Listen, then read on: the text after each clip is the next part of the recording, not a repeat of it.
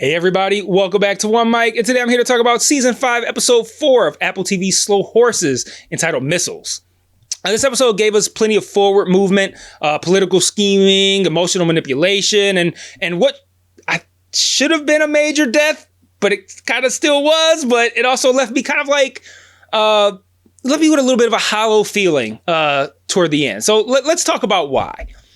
So we start with Flight, convincing Roddy to help them lure out Tara. And she pretends to empathize, saying she once went through, the whole honey trap thing as a honey trapper herself, but it's all manipulation to get him to call Tara so that they could trace her. And for a moment it works. Roddy calls her and Tara's apologetic, saying she was under duress. He's like, I knew it. He totally buys it. And if I'm being honest, I think I do too. Like, I don't know. I don't think it's straightforward as in like she's just a honey trapper. I think she was under duress just as everyone else I think has been for the most part. But he warns her to hang up because the line's being traced and he's very proud of himself. He thinks he's outsmarted Flight by ending the call before 60 seconds before they have enough time to trace the call, only for Flight to tell them that they can now trace calls in 30 seconds. Dumbass. But it's a rare moment where Roddy looks competent and foolish at the same time. And it works, it humanizes him. But at the same time, I'm still waiting on a moment for Roddy to look competent without also looking foolish. Like, I want them being the show, the television show. I want the television show to show me how he was ever a valuable MI5 agent in the first place to get demoted to Slough House. Like, the show has leaned so far into him being comic relief and a fuck up that it's almost forcing the audience to question how he was even in that position to get demoted to Slough House. But moving on, Lamb heads to the traced address and immediately shows why he's still the sharpest guy in the room. He spots something off, a lot of takeout containers from one of the nearby flats, would suggest to him that someone's been hiding out there long term. That's the kind of small observational detail that just makes Lamb great. He's what I talk about with Roddy. Like, most of the time he's shit talking and farts, but every now and then he's the smartest spy in the room. I would love for Roddy to get a moment like that. But anyway, Lamb breaks into the building. Well, he doesn't break in like a criminal. He just takes advantage of common human stupidity. But in the flat, he finds a phone. He backtracks Tara's movements. Sure enough, she called a cab to go to Roddy's flat. So now Lamb, Flight, and her partner all head there, setting the table for now what ended up not being much, honestly. They catch Tara. Meanwhile, Wayla's trying to clean up this whole grab ass situation before Gimble's wife can publish the story about him. He decides to go fully nuclear and just pull up to their house. And I love how they kind of like power moved him here a little bit, like making him take off his shoes while they kept theirs on. Like, it's small, but that's I don't know. That could only happen to Waylon. Like, anybody else would be like, yo, fuck you. Like, wait, you still got your shoes on? Waylon just like, oh shit. But Waylon was with the shits, and he came heavily armed with dirt on Gimble's lineage and his wife planting cocaine on her Marxist ex. It was a lot. And I gotta say, I was impressed with him here. Like I said in my video for the last episode, it seemed very unwise of the Gimbles to try to blackmail First Desk of MI5. Like, if you have any dirt, he's going to find it. And he did. It's petty. Not really petty. It's not petty because they're coming after him first. But it's smug, and it's the kind of reckless arrogance that makes Waylon such a great foil to Taverner. Only problem is Gimble was recording the whole thing, and Waylon thinks he's won, but he's just handed them like the next scandal on tape, and it just kind of it continues to show how Waylon, even when he's like at his best, is still a fuck up.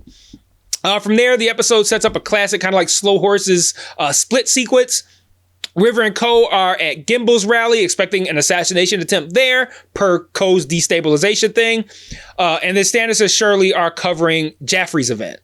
The audience and the Slough House team think that they're about to prevent a political murder over at Gimble's rally.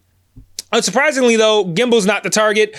Even in my notes while I was watching this episode, I'm like, the show's leaning way too hard into Gimble being the target, so I don't buy that Gimble's the target. Jaffrey's probably the target. Sure enough, there's a shooter at Jaffrey's rally, and Standish creates a distraction by heckling him, which allows Shirley to get into position to engage the shooter. The shooter escapes, only to nearly mow her down with that same goddamn white van. Somebody, I don't know how they ain't caught this white van yet. But anyway, this white van been mad active. Like, normally when you doing dirt, you lay low for a while. That van is out in the streets. But anyway, River and Co, they're at Gimble's rally, like I said. Co finds a spot on a fire escape above, and he watches Gimble kind of like practice his speech from on the fire escape while River is inside the event. Jaffrey's chief of staff arrives, and he confronts Gimble, asking him to not use Irfan against Jaffrey. If you remember Irfan, Jaffrey's son, he's the one who was behind the fuel poisoning. And I gotta say, that's a pretty ridiculous request, right? Like, it would be political suicide for Gimble to not use that. Like that, it's not like you found that his son used to smoke weed back in the day. You're like, oh, well, tell him that your son used to smoke weed, or that your son got arrested for buying cocaine. And it's like, yeah, you don't got to do all that. This motherfucker, like, he committed a terrorist attack. Like, of course Gimble's gonna use that. But Co sees the two of them arguing, and he alerts River. He doesn't know who that is. He's like, hey, there's somebody out there arguing with him. River arrives right after dude slugs Gimble for saying something high-key racist. And then him and River fight. In the chaos, Co tries to rush down to help River, and his movement sets off this like Rube Goldberg's chain of events that result in a paint can falling on Gimble's head, instantly killing him.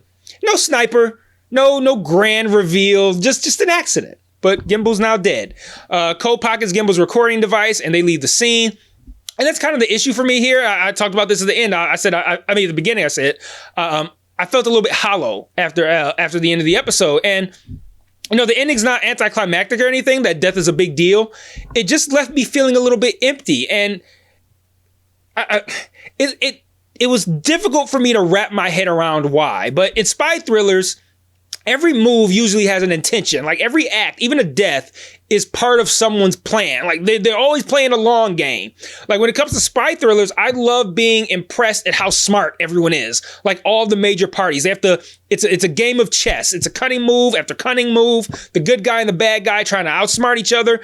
And both are doing great things, trying to think 18 steps ahead so they can stay ahead of the other guy who's 19 steps ahead. You know, one party does something brilliant, but it doesn't work because the other party anticipated that they do it. And all of that I absolutely love about spy thrillers. Gimble dying by accident was just random. Like, there was no, oh man, Slaughterhouse figured out everything and they were there, but he was still killed anyway because the bad guys are so smart. There was no, oh man, Slaughterhouse figured out everything and they were there, but oh no, the target was actually Jaffrey, so they didn't figure it all out after all. There wasn't that either. It was just, oh man, Slaughterhouse figured out everything and they were there, but it didn't fucking matter because a paint can fell on his head. It was an accident. And I'm just like, I don't know. It's just underwhelming. And then I want to go, you know, oh shit, what if they listen to Gimble's recorder and hear the conversation with Whelan and think that Whelan killed him? I keep calling him Whelan. Whelan killed him. But I have to immediately dismiss that because River and Co were there and they know what happened and they know it was an accident, so they know that Whelan didn't kill him. So on one hand, I like that. It's gonna sound not how I mean it, but you guys know what I mean. On one hand, I like that the political figure is dead for the story purposes, but I don't like that it was by accident rather than through, like, again, brilliant spy maneuvering. I like the Slaughterhouse has the recording that could incriminate Whelan and possibly many others. But I'm struggling to see how that's going to tie in with everything else because nothing on that recorder is going to explain why Gimble is dead because Gimble is dead by accident. And presumably it also won't explain why Jaffrey was targeted, unless, of course, Gimble's involved in it. But I know that was a lot to kind of explain why that scene didn't really resonate with me as much, but I kind of struggle with why I feel empty at the end of the episode. And I just think that's why. You know, it's a clever subversion on paper, but emotionally it just landed flat for me. Elsewhere, we see Jaffrey and his team grappling with his son Irfan being publicly exposed for the fuel poisoning. That reveal last week hit pretty hard, but this episode mostly uses it as setup for a confrontation between Gimble and Jaffrey's chief of staff. And that confrontation didn't work for me because it felt ludicrous to ask Gimble to not use that information. It also felt strange that Jaffrey's chief of staff would not be at Jaffrey's event and be at Gimbel's event, especially to make a ridiculous request like that. Flight and Lamb, they catch Tara, like I said, which should make for some really interesting information in next week's episode, which is the penultimate episode. Only 6 episodes in the Slow Horses season, so that's going to be a very important episode. Whether she was coerced or complicit is still unclear, but I feel pretty certain that whatever we're going to learn is going to be pretty satisfying.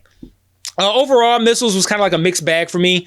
Strong tension throughout, great character moments for Lamb and Flight, and a couple of standout performances and moments, but the ending undercuts the stakes the episode worked so hard to build. Again, at least for me anyway. The show's best moments are when chaos hides in tension. Here it was just chaos, and that was just a bit strange for me for this show. And like I said, it ended a little bit kind of like, not like, oh shit, I can't wait for next week. Just, So let me know what you thought in the comments. Like the channel, subscribe, share to your social media, join the Discord, join the conversation, and until next time, peace.